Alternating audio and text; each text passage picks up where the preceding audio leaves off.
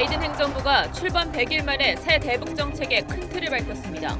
한반도의 완전한 비핵화를 목표로 하며 트럼프의 일괄 타결도 오바마의 전략적 인내도 아닌 바이든식 실용적 접근이라고 했습니다. 미 언론은 2018년 싱가포르 합의에 기초할 것이라고 분석했습니다.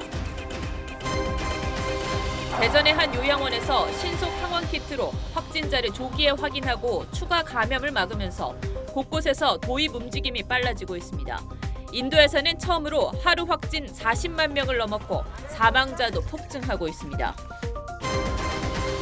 도심 곳곳에서 노동절 집회가 열렸습니다. 문재인 대통령은 SNS를 통해 노동 개혁을 강조했는데 야당은 노동정책 실패를 인정하라고 비판했습니다. 대전의 한 변전소에서 폭발과 함께 큰 불이 났습니다. 전기 공급이 끊기면서 일대 6만여 가구가 큰 불편을 겪었습니다.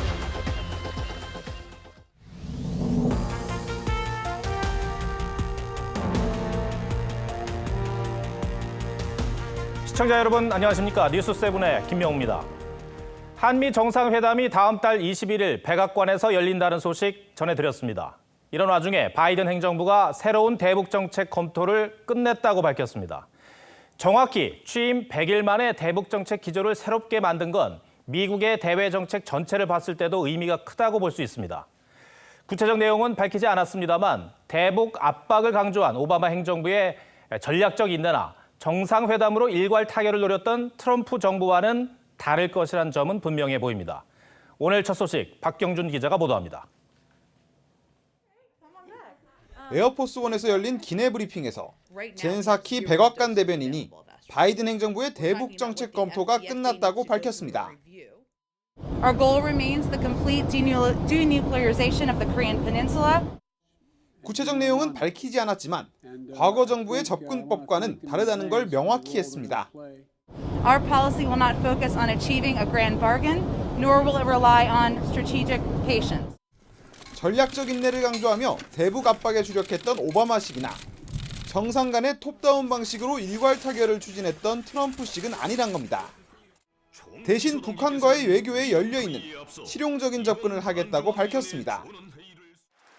앞서 바이든 정부는 대북 정책 검토와 관련해 한국과 일본 등 동맹국들과 협의하고 있다고 밝혔었고 On Iran and North Korea, nuclear programs that present serious threats to American security and the security of the world. We're going to be working closely with our allies. 지난달 미일 정상회담에서도 대북 정책을 조율했습니다. 외교부는 바이든 정부의 대북 정책 검토 과정에서 초기 단계부터 긴밀히 협의해왔다며 오는 22일로 예정된 한미 정상회담 등 협의를 통해 성과를 낼 수 있도록 공조해 나가겠다고 밝혔습니다. TV조선 박경준입니다.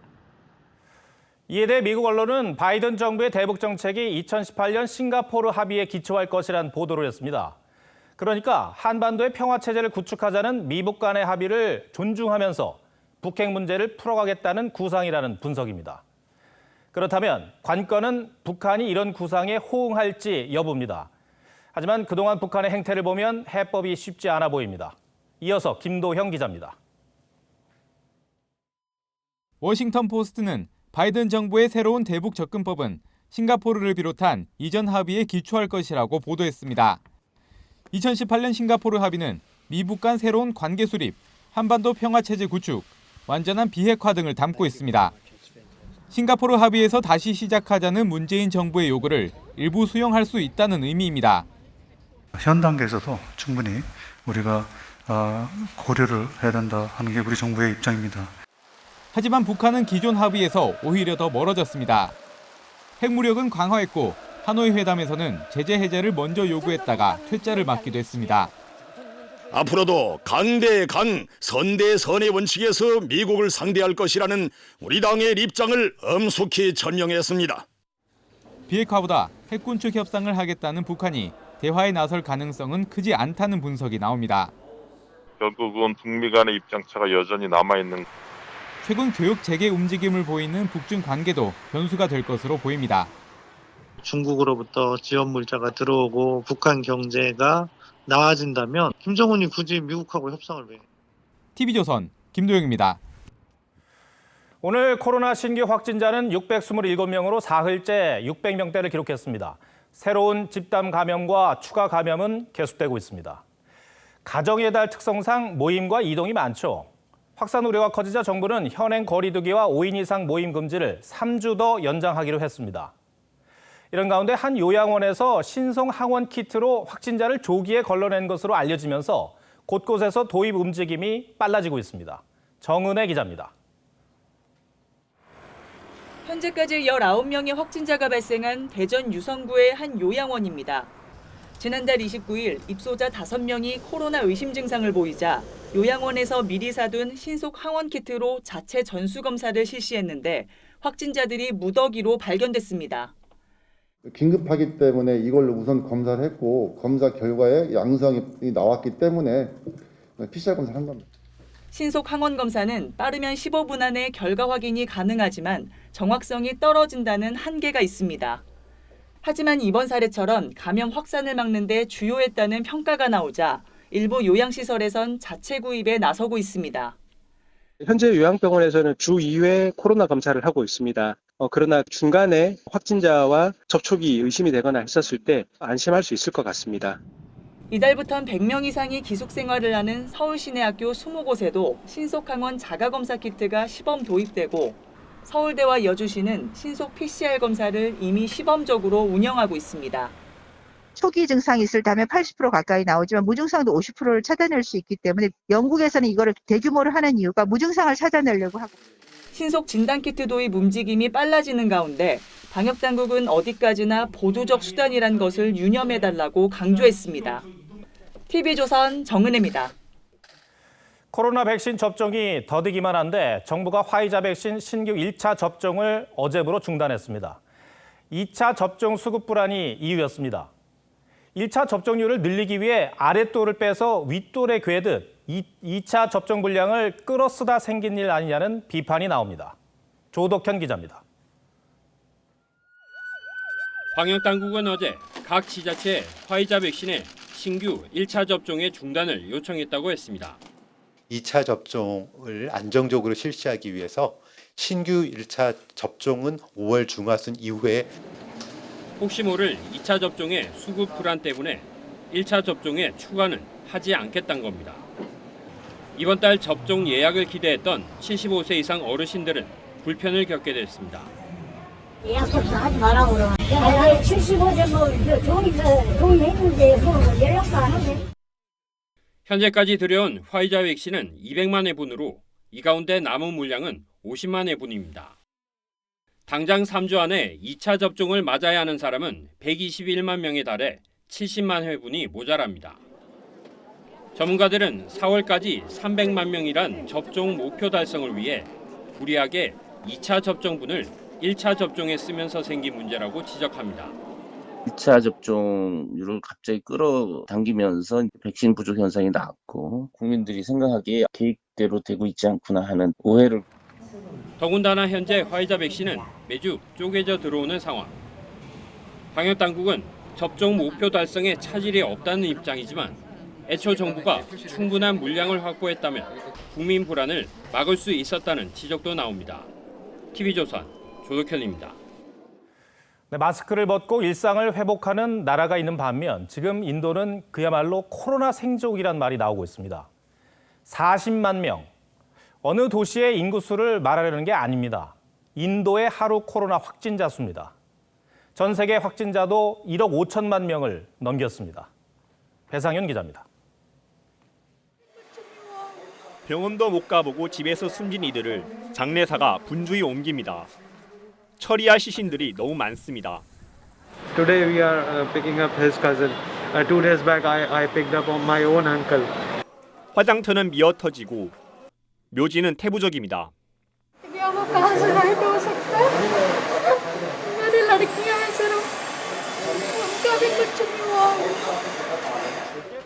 산소통을 둘러싼 다툼은 일상처럼 됐습니다. 인도의 하루 확진자는 40만을 넘겨 연일 최다치를 기록했고 사망자도 3,500명을 넘겼습니다. 전 세계 신규 확진자는 89만여 명. 이 가운데 인도가 40%에 육박합니다. 상황이 이렇게 나빠진 건 지난 2달 동안 세계 축제, 힌두교 축제가 노마스크 상태로 열리는 등 방역 수칙을 무시한 게 주된 원인입니다. 전 세계 누적 확진자는 1억 5천만 명을 넘겼습니다. 지금까지 미국에서만 1억 명 넘게 백신을 맞는 등 접종이 늘고는 있지만 Today, 100 million Americans are fully vaccinated, nearly double the 55 million who were fully vaccinated at the end of March. 방역 수칙을 외면하는 한 확산세를 막기엔 역부족이라고 외신들은 지적했습니다. TV조선 배상윤입니다. 네, 4명의 검찰총장 후보 가운데 이르면 다음 주 초 최종 후보 1명이 결정됩니다. 임기 2년을 지킨다면 문재인 정부 마지막 총장이자 다음 정부의 초대 총장이 될 수 있습니다. 정권과의 호흡이냐, 검찰 내부 신망이냐, 그리고 여론도 살펴야 합니다. 청와대가 고심하고 있습니다. 주원진 기자가 보도합니다. 김호수 전 차관은 문재인 정부 들어 22개월 동안 법무부에서 일했습니다. 박상기, 조국, 추미애 전 장관을 모두 보좌해 정부의 검찰개혁에 대한 이해도가 높다는 평을 받고 있습니다. 하지만 김학의 불법 출금 사건과 관련해 검찰의 서면 조사를 받은 점은 약점입니다. 김호수 전 차관님께서 가장 유력한 게 아니냐. 유력하면 심사숙고할 이유가 없죠.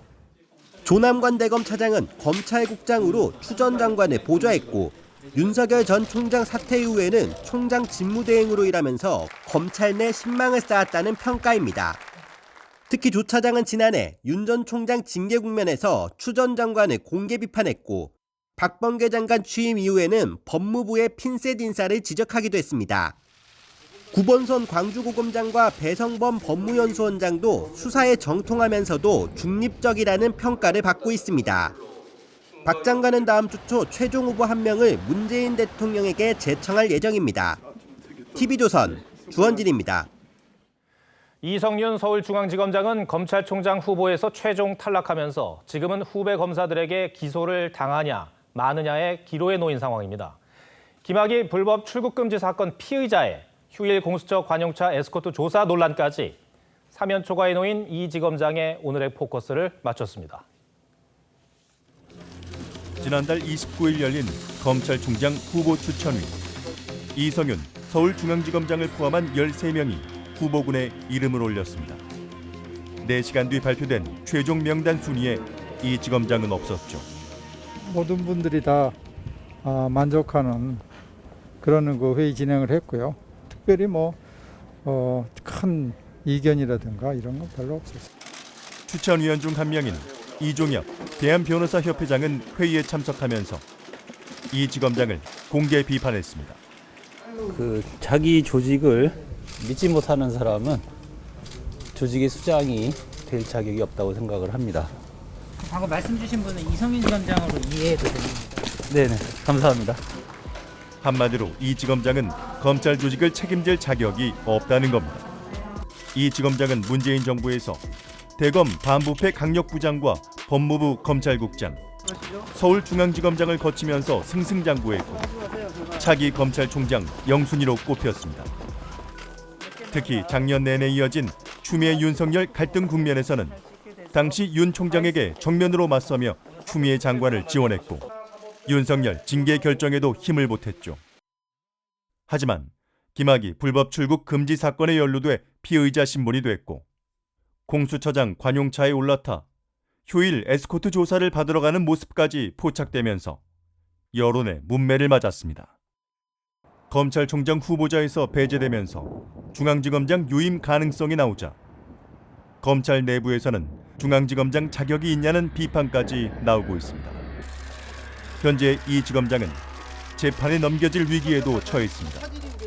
이 지검장은 검찰의 기소가 임박하자 외부 판단을 받겠다면서 수사심의위를 신청했는데 법조계 안팎에서는 자기 조직도 못 믿냐는 지적이 거세지고 있기도 합니다. 앞서 이 지검장은 수사심의위에 이재용 삼성전자 부회장에 대한 불기소 권고와 한동훈 검사장 수사 중단 권고는 받아들이지 않았는데 이를 두고 내로남불이란 비판도 나옵니다. 이 지검장이 신청한 검찰 수사심의위는 오는 10일 열립니다. 심의위는 이 지검장에 대한 수사 계속 여부와 기소 여부를 결정해 검찰에 권고합니다. 사랑하는 중앙지검 검찰 가족 여러분, 검찰 내의 환경이 엄중하고 어려운 것이 현실입니다.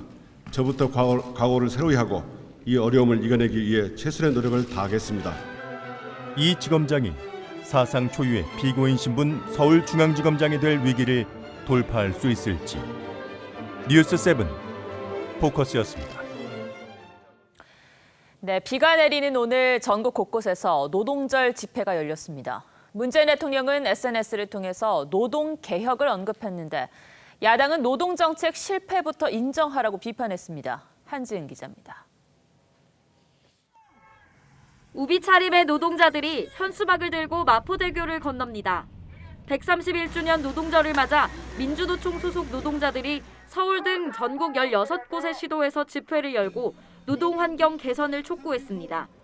재난과 위기가 불평등을 가속화시킨다는 공식을 반드시 깨겠다는 문재인 대통령의 약속은 어디에 있습니까?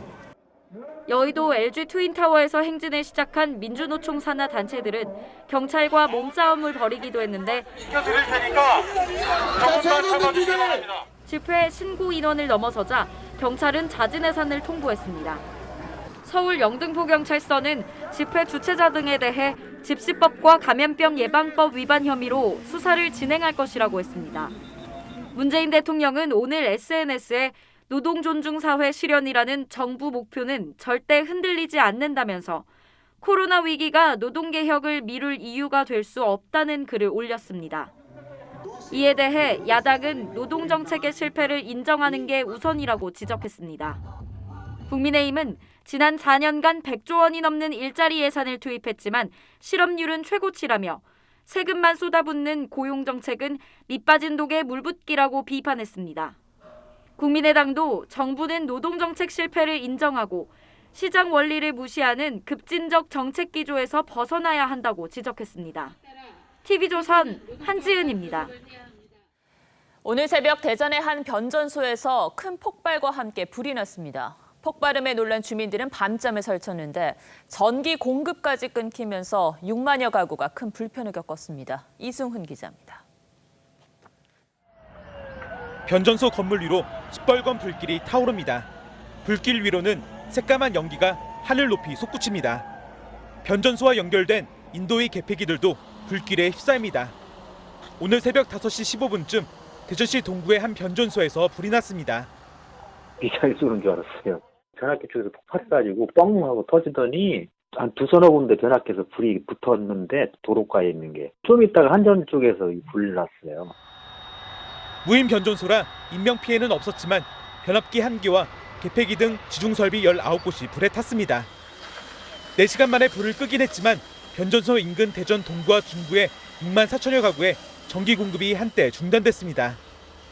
전기가 끊기면서 냉장고 등 가전제품과 아파트 엘리베이터 가동이 중단되면서 주민들은 큰 불편을 겪었습니다.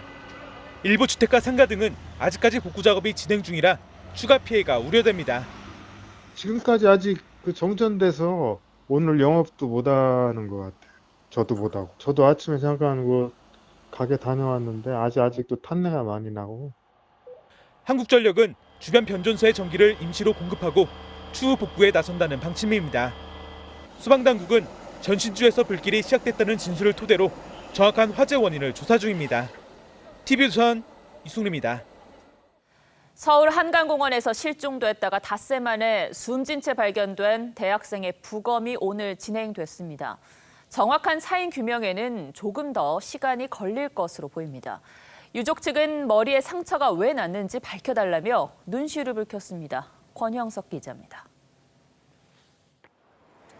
어제 오후 실종 5일 만에 물 위에서 숨진 채 발견된 A씨. 유족은 A씨의 머리 뒤쪽에서 상처 2곳을 발견하고 정확한 사망 원인을 밝히기 위해 경찰에 부검을 의뢰했습니다. 오늘 오전에 진행된 부검에서 국립과학수사연구원은 시신의 부패가 진행돼 육안으로는 정확한 사인을 알 수 없다는 1차 구두 소견을 낸 것으로 알려졌습니다. 뺨에서도 상처가 발견됐는데 A씨 사망에 직접적인 영향을 끼치진 않은 것으로 알려졌습니다. 국과수는 정확한 사인 규명을 위해 채취한 시료를 정밀 검사할 예정입니다. 보통 한 달인데요. 요거는 좀 빨리 해달라고 했거든요. 국가수 그 공식적인 분석 결과가 나와야 알 것 같습니다. A씨의 아버지는 사망 경위가 이해되지 않는다며 사인을 제대로 밝혀달라고 요청했습니다. 애가 자발적으로 술 취해서 걸어갈 사람은 아니니까 확실하게 밝혀달라는 거, 머리에 상처가 왜 났는지, 누가 밀었는지. 경찰은 국과수 부검과는 별도로 A씨의 사망 원인 규명에 수사력을 집중하고 있다고 밝혔습니다. TV조선 권영석입니다.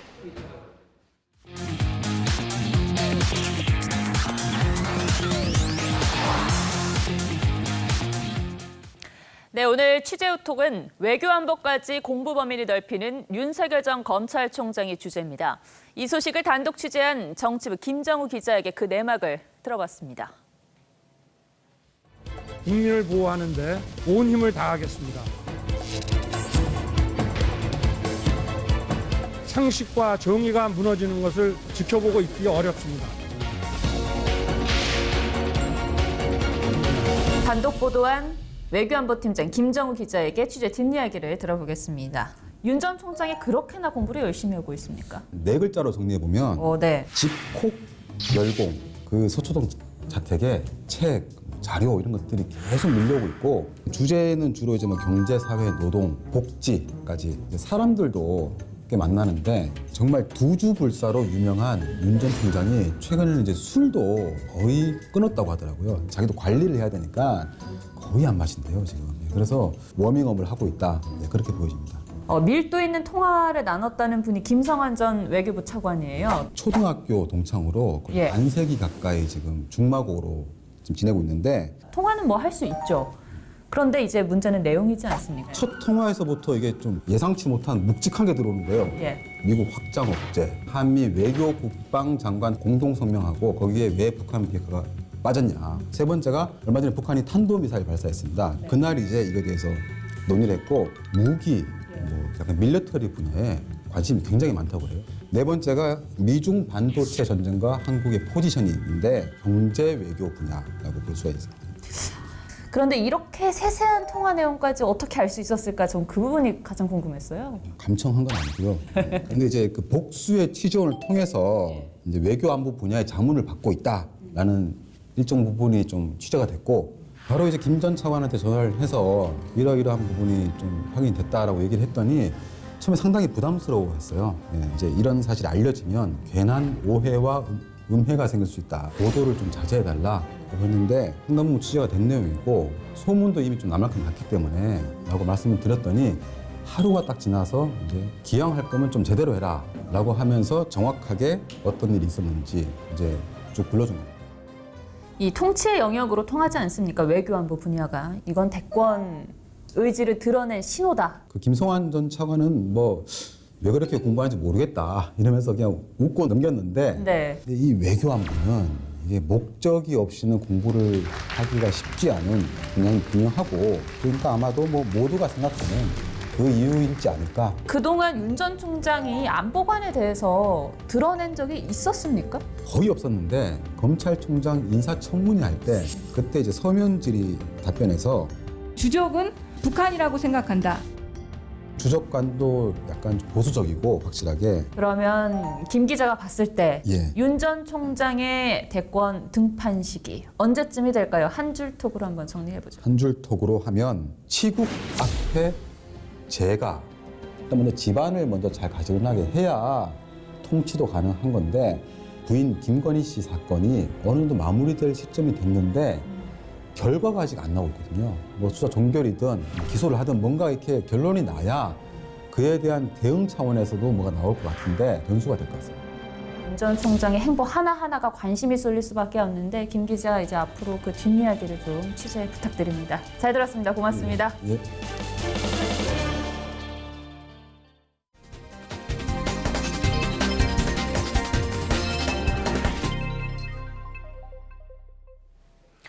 네, 지난달 우리나라 수출이 1년 전보다 41.1% 늘었습니다. 10년 만에 최대 상승폭입니다. 코로나로 인한 기저 효과도 있었지만 반도체와 자동차 같은 주력 품목들이 모두 잘 팔렸습니다. 하지만 이 기세를 막을 수 있는 악재도 남아있는데요. 이상배 기자가 분석과 전망을 해봤습니다. 슈퍼사이클에 올라탄 반도체, 신차와 전기차로 무장한 자동차, 코로나의 긴 터널에서 빠져나온 석유화학. 지난달 우리 산업의 15대 주력 품목 수출이 증가하면서 수출액이 511억 9천만 달러를 달성했습니다. 지난해보다 41.1% 늘어나 10년 만에 최대 상승폭을 기록했습니다. 수출은 지난해 11월부터 6개월 연속 증가 추세. 올해 들어 지난달까지 누적 수출액도 사상 최고치를 경신했습니다. 코로나19의 영향으로 지난해 4월 수출이 큰 폭의 감소를 보인 것에 대한 기저효과와 모든 업종들이 호조를 보인 것이 상승 원인으로 분석됩니다. 수출은 당분간 호조를 보일 가능성이 많이 있죠. 그 내수 부분에서도 회복이 가시화되는 속도가 좀 나야 되는데, 하지만 차량용 반도체를 중심으로 한 반도체 수급 부족 장기화와 해상 운임료 등 글로벌 물류 인상 움직임은 향후 우리나라의 수출길에 악영향을 미칠 것으로 전망됩니다. TV조선 이상배입니다. 비트코인을 비롯한 가상화폐 가격이 반등 조짐을 보이고 있습니다. 회사와 기관까지 비트코인을 사들인 게 영향을 끼쳤다는 분석입니다. 또 가상화폐 열풍이 식지 않으면서 거래소뿐 아니라 계좌를 제공하는 은행들도 덩달아 짭짤한 수익을 거두고 있습니다. 김지아 기자입니다. 지난 28일 우리 돈으로 1,130억 원어치 규모의 비트코인을 구입했다고 밝힌 넥슨 일본 법인의 오웬 마호니 대표. 비트코인은 전체 물량이 한정되어 있고 이 가운데 이미 85%가 채굴되어 있다며 비트코인은 가치를 유지할 가능성이 큰 현금의 형태라고 직접 구입 이유를 밝혔습니다. 넥슨, 테슬라 등 기업들의 비트코인 매수에 이어 미국 최대의 투자은행인 JP모건이 올여름 비트코인 펀드를 출시하겠다고 알리면서 최근 비트코인 시세는 5만 8천 달러까지 오르며 다시 회복세를 보이고 있습니다. 국내에서도 6천만 원 초반까지 떨어졌지만 다시 6,800만 원 선을 넘었습니다. 이더리움도 한때 340만 원을 넘어서며 최고가를 경신했습니다. 큰 폭의 하락이 발생한 이후에 재투자를 하신 분들이 있다고 생각이 들고요. 기관 투자자 진입도 여전히 이어지고 있어서 가상화폐 투자 열풍에 거래소에 계좌를 제공하고 있는 은행들도 1분기에만 최대 50억 원의 수수료 수익을 챙겼습니다. 하지만 여전히 거래소 해킹과 피싱, 다단계 판매 등으로 인한 피해도 속출하고 있어 투자에는 각별한 주의가 필요하다는 지적입니다. TV조선 김자입니다. 자동차 업계에서는 2021년을 전기차의 원년으로 삼고 전기차 생산을 크게 늘리고 있습니다. 그러면서도 새로운 모델로는 내연기관을 먼저 선보이면서 엔진차를 포기하지 않고 있습니다. 과도기에 맞붙는 전기차와 내연기관차의 경쟁, 박상현 기자가 보도합니다. 더 길어진 차체와 디지털 기기, 7년 만에 풀 체인지된 대형 세단, 디젤과 가솔린 모델만 출시됐습니다. 5000cc의 대형 가솔린 엔진을 장착한 스포츠카도 한국 시장 공략에 나섰습니다. 국내 완성차 업체도 세단, SUV 할 것 없이 내연기관 신차를 잇따라 출시하고 있습니다. 전기차 전용 플랫폼까지 만들었지만 그렇다고 내연기관을 포기한 건 아니라는 얘기입니다. 브랜드들을 대표하는 모델도 전기차보다는 내연기관차가 먼저입니다. 아직 전기차가 생소한 소비자 입장을 반영한 겁니다. 지금은 좀 시기가 이른 것 같아요. 아직은 좀 익숙하지 않으니까. 충전소가 또 따로 제대로 마련돼 있지 않다 보니까 이는 휘발유 차보다 더 불편하지 않을까? 실제 지난해 글로벌 신차 판매량에서 전기차 비중은 4% 수준. 여전히 96%는 엔진 중심입니다. 내연기관차가 아직은 주된 역할이고 어떻게 보면 수익 모델이라고 볼 수가 있기 때문에 완성차 업체들의 내연기관 신차 경쟁이 뜨거워지면서 전기차와 내연기관차의 경쟁도 가속화되고 있습니다. TV조선 박상현입니다. 우리 사회의 큰 어른이었던 정진석 추기경의 장례 미사가 오늘 봉헌됐습니다. 시민들은 성당 마당에서 미사를 지켜보며 마지막 가는 길을 배웅했습니다. 최윤정 기자가 전합니다. 정진석 추기경이 안치된 삼나무 관 앞에 고인의 영정사진이 놓였습니다. 지난 27일 선종한 정 추기경의 장례미사가 오늘 오전 봉헌됐습니다. 진정한 행복에 대해서 늘 강조하셨고 마지막 말씀에서도 행복하게 사는 것은 하느님의 뜻이라고 하셨습니다. 염수정 추기경은 어머니같이 온유했던 고인을 회상하며 감정이 북받쳐 한동안 말을 잇지 못했습니다. 힘들고 어려울 때 찾아뵙는 것만으로도 마음이 편했습니다. 거리두기로 250명만 모인 대성당 밖에서는 일반 시민들이 비가 내리는 상황에서도 눈물을 훔치며 미사를 지켜봤습니다. 프란치스코 교황은 애도 서신을 보내 위로했습니다. I join all assembled for this solemn funeral mass in commending his noble soul to the compassionate love of Christ. 1931년 태어나 1961년 사제 서품을 받은 뒤 2006년 교황 베네딕토 16세로부터 우리나라 두 번째 추기경에 임명된 정진석 추기경. 어떻게든지 좀 주님 뜻에 맞는 그런 사람이 되고 싶죠. 모든 이에게 모든 것이라는 그의 사목표어처럼 살았던 고인은 이제 고 김수환 추기경과 김옥균 주교의 곁에서 영원한 안식에 들어갔습니다. TV조선 최윤정입니다. 정치권 소식입니다. 민주당이 내일 전당대회를 열고 내년 대선을 치를 새 지도부를 선출합니다. 재보궐선거 참패 이후 당을 수습해야 하는 과제가 놓여 있는데 쇄신과 정책 경쟁보다는 문자 폭탄 논란만 남았다는 평가가 나오고 있습니다. 이채림 기자입니다. 민주당 당권주자 3명은 마지막 토론회에서 문자 폭탄을 놓고 논쟁을 벌였습니다. 송영길 의원은 문자 폭탄에 부정적이었고 정적을 제거하듯이 막 그렇게 집단적으로 그렇게 하는 행위는 우리 당 발전에 도움이 안 된다. 우현식 의원은 장단점을 함께 거론했는데 문자 폭탄은 의견이기 때문에 의견을 받으면 되는 일이고 그런데 이제 그 과정에서 욕설이나 뭐 지나친 비난 이런 것. 홍영표 의원은 되레 문자 폭탄을 옹호했습니다. 당원들의 의사 표현은 어떤 형태로든지 되고 활발하게 되는 거 그게 당이 살아있다고 저는 생각합니다. 대의원과 당원 투표가 90% 비중을 차지하다 보니 새 후보 모두 쇄신보다는 현 정부 정책 기조를 이어가는 데 방점을 뒀습니다. 그러다 보니 당내에서도 우려가 나옵니다. 뻔한 인물, 뻔한 구도로 당내 경선이 치러지는 자기들끼리의 그냥 뭐 조직 새싸움 이렇게 끝날까 봐 걱정. 새 후보 모두 친문으로 분류되는 만큼 누가 당권을 잡더라도 당의 체질 개선에는 한계가 있을 거란 평가도 나옵니다. TV조선 이채리입니다.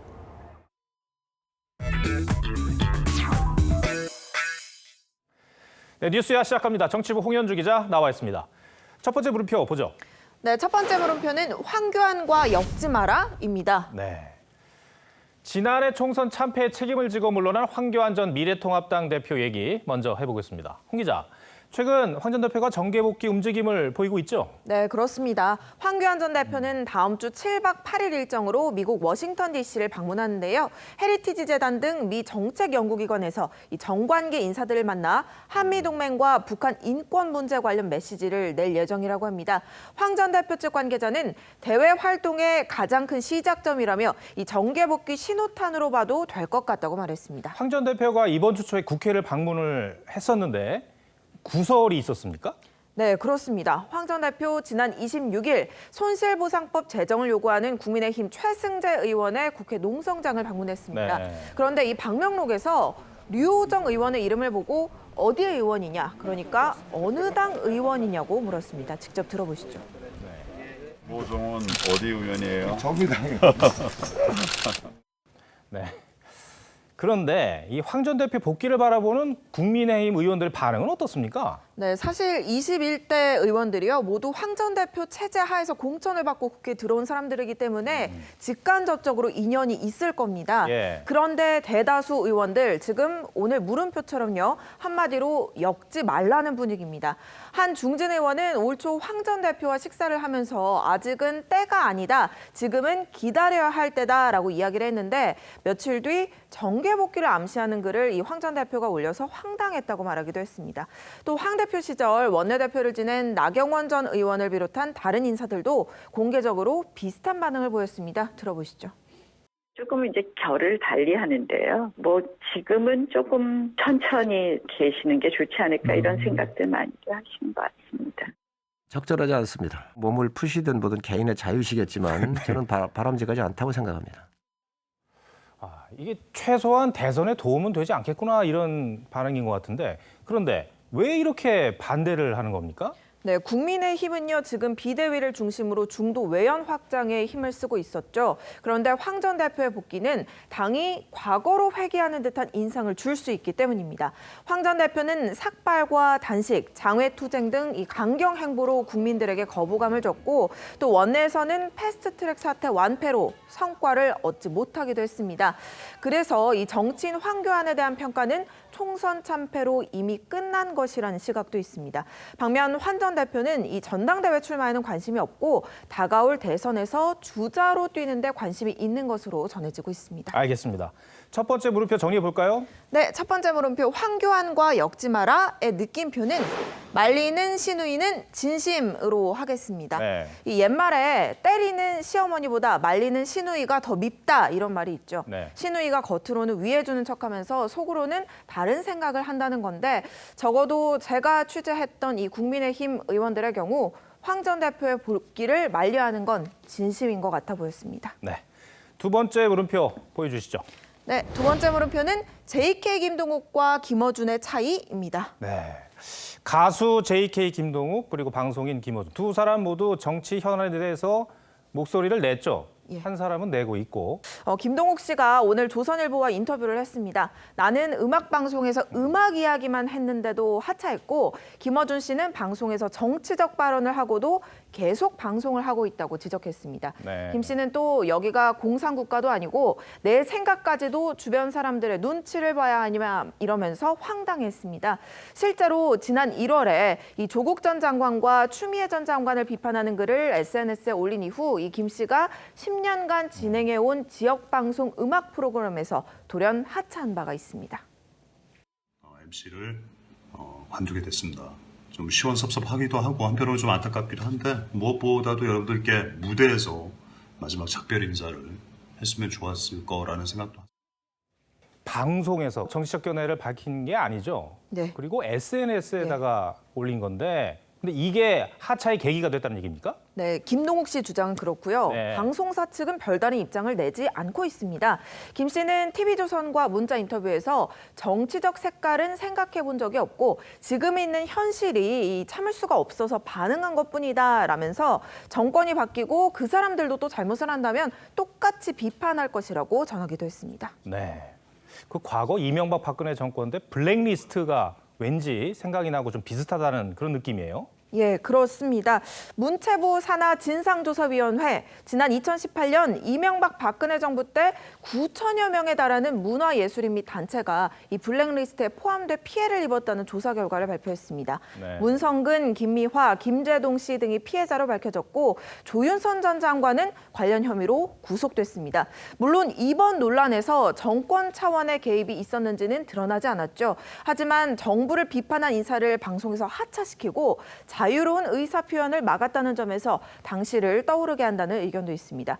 국민의힘 허은하 의원은 대통령을 욕해서 기분이 풀리면 그것도 좋은 일이라던 문 대통령의 아량은 우리 국민이 아닌 북한과 김여정만을 향한 선택적 아량이었냐고 꼬집기도 했습니다. 문재인 정권이 초반에 블랙리스트, 전 정권의 블랙리스트를 정말 적폐로 몰았던 그런 상황이 기억이 나고 그런데 이제 그 상황과 왜 비슷하다는 느낌이 드는지는 모르겠습니다. 네. 두 번째 물음표도 정리해 주시죠. 네, 두 번째 물음표 JK 김동욱과 김어준의 차이의 느낌표는 내체남불입니다. 네. 뭐 지금은 거의 사자성어처럼 쓰이기도 했죠. 예. 내로남불을 빗대서 표현한 말인데 내가 하면 체크리스트, 남이 하면 블랙리스트를 줄인 말입니다. 이명박 박근혜 정부의 블랙리스트가 폭로되자 헌법에서 보장한 표현의 자유를 짓밟았다며 비판했던 현재의 민주당. 일부 강성 지지층의 이 위험한 횡포를 언제까지 방관할 건지 우려됩니다. 알겠습니다. 호영주 기자 오늘 얘기 잘 들었습니다.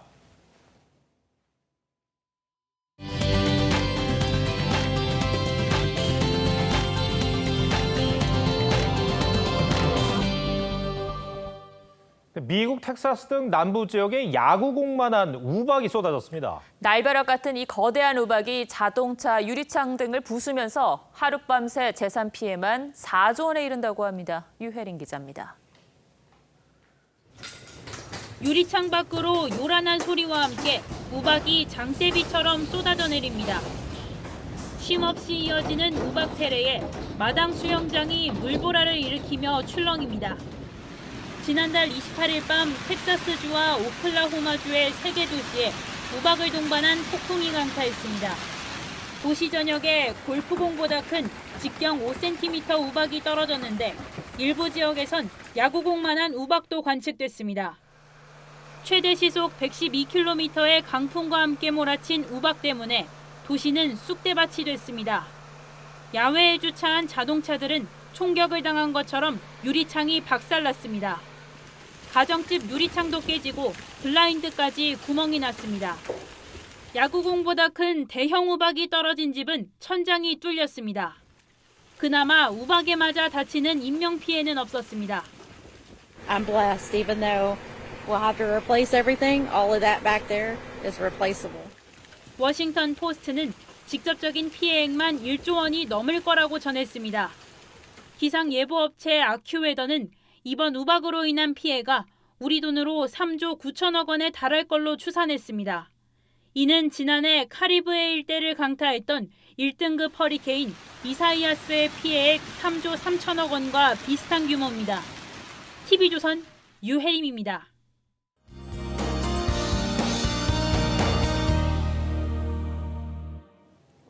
봄의 절정인 5월, 때 아닌 눈 사진에 놀라셨나요? 지난 겨울 사진이 아니라 바로 어제 강원 산간의 모습입니다.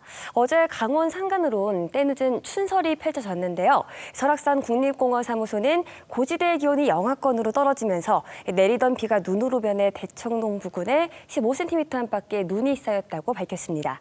이처럼 기온이 낮은 강원 산간으론 비가 눈으로, 그 밖에 전국에는 봄비가 오락가락 내렸는데요. 비는 내일 낮이면 대부분 그치겠습니다. 내일까지 강원 영동에 30에서 80mm, 또 강원 영서와 경북 북부, 울릉도 독도에 10에서 40mm의 비가 내리겠고요. 수도권을 포함한 그 밖의 지역에 5에서 10mm의 비가 예상됩니다. 날은 내일 낮부터 차츰 개겠습니다. 내일 아침 기온은 서울과 대전 8도, 대구 9도로 출발하겠고요. 내일 한낮에는 서울이 19도, 대구는 20도가 예상됩니다. 아침과 낮과 밤의 기온차가 크다는 점을 유의하시기 바랍니다. 다음 주 화요일부터 수요일 오전 사이 또 한 차례 전국에 봄비 소식이 있습니다. 날씨였습니다. 오늘 밤 서울과 런던, 도쿄 등 도시 야외 전광판에 태양이 떠오릅니다. 현대미술의 거장 데이비드 호크니가 태블릿 PC로 제작한 작품입니다. 대봉쇄에서 풀려나 봄날이 왔음을 알리는 메시지를 담고 있습니다. 네, 백신 접종률 50%를 넘은 영국과 이스라엘 등은 봄을 즐기기 시작했고 뉴욕은 잠들지 않는 여름을 준비 중입니다. 한국은 1차 접종률 6.4%, 물량 부족으로 화이자 1차 접종마저 일시 중단됐습니다. 정부 말대로 충분한 물량이 확보된 것인지 11월 집단 면역은 정말 가능한지 물음표가 늘기만 합니다. 호크니는 세상의 아름다움을 보기 위해서는 시간이 필요하다고 작품에서 말합니다. 우리는 마스크 벗은 세상을 보려면 얼마의 시간이 더 필요한 걸까요? 시청해 주셔서 고맙습니다.